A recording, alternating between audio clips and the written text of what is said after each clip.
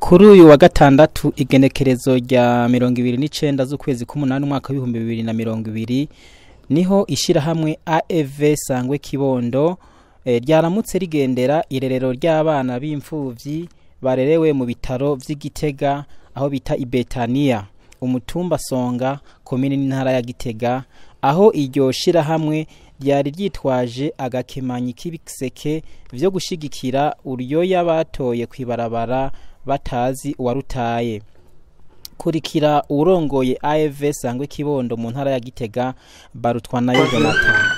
Twaje nk'intumwa z'ishirahamwe Archede za Fabien Sangwe Kibondo twaje kuramutsa uyu mwana n'abavyeyi bamutoye. Twarumvise inkuru yuko hariho uwamwibarutse hama agaca agenda agatereka hampande y'irerero ry'aba bamase. Iyo nkuru iratubabaza cyane, turayishira no ku rubuga, turavuga ko tubabaye, turavuga n'icokorwa. Munyuma turumva ko umwana amagara mu kiyitse, turavuga ati twoshika tukaza kuraba umwana nyene amerewe, tukaganira n'abamureze. Iyo ntumbero yadukanye ngaho. Mbega mwasanze umwana yifashe gute? Umwana ni mwiza cyane, arateye igomwe, ahubwo aho twatangaye aho umuntu yobera mwibarutse agaca amuta, ahubwo ngira ngo yoba yamutaye atamuravye. Dutera n'akamo tuti uwamwibarutse azoze kuraba iciza nk'iki, ngira tuza kuva ngaha twizeye yuko aje akamubona azoca avuga ati nije nari naramwibarutse, agaca asaba n'ikigongo aba bamutoye, agasaba ikigongo n'umwana n'Imana kugira ngo amusubirane. N'umwana mwiza cyane, uravye kujisho arateye igomwe.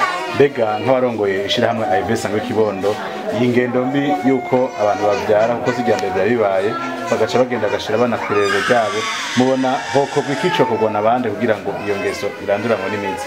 Ibi bintu twariyumviriye ikibitera, turavuga tuti ikibitera kiriho, ariko habonetse ikintu kibitera n'icokorwa coboneka. Twasanze ubwa mbere ari ukubandanya guhimiriza abantu bakibaruka abana bifuza. Umuntu wese yaba uri ku mugabo yaba utari ku mugabo wese akavyara umwana yifuza. Muri iyo mvo uvyaye we wifuza ntushobora kuba wokora nk'ibi yakoze agaca amuterera hanze, kuko urabona abifuza abana ko baci bamutora baramurera. Ico nico cyambere cyokorwa, nuko leta yobandanya ihimiriza. Hama ikigira kabiri, ku bintu nk'ibi vyabaye turahamagarira abene igihugu b'igihugu cyose dufashanye kugira ngo uyu muntu yakoze ibi bintu amenyekane. Nta muntu ashobora gutwara inda gushikaho ivamwo umuntu ameze nk'uko batamuzi. Cyo gituma tuvuga tuti twese duhimirize mu kibano, turaba umuntu yari afise inda hama tukabona inda yagiye atamwana yazanye, kugira ngo uyu muntu yakoze ibi bintu abonekane hama ibi bintu bishobore guhagarara. Kuko ntitugomba kwiba ingendo, kuko aba bamutoye nabo mu minsi bazorengerwa.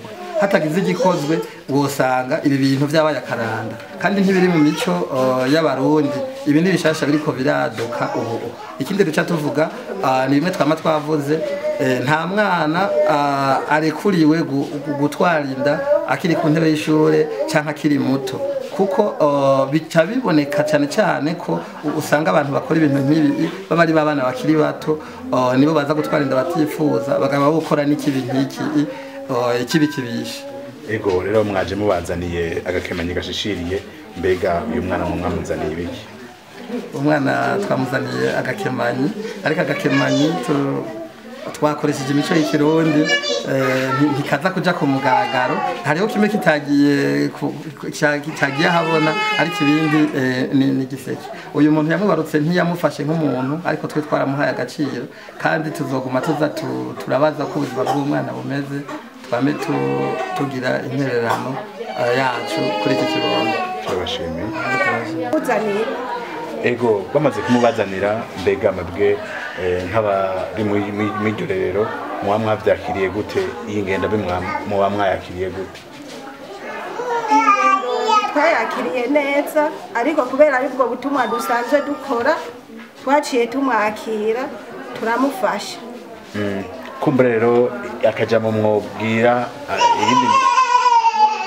mwobwira abavyeyi bavyara bagata ndetse n'abo bavyara abana ntibabemere kuba ari akahe?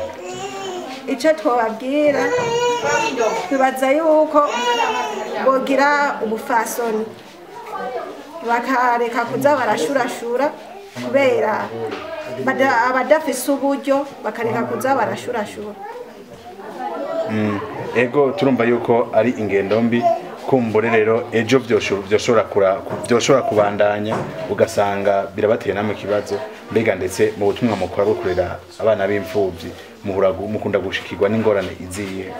Ingorane dukunda dushikira muri aba bana ingorane z'amata.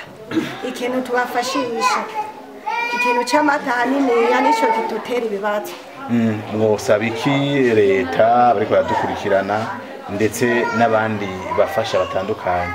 Ikintu bodufasha twabasaba yuko bodufasha kubera umwana atari uwumwe, mwodufasha nko ku kintu c'amata, ikintu cyo kubabeshaho kuko umwana mutoyi akeneye utuntu twishi.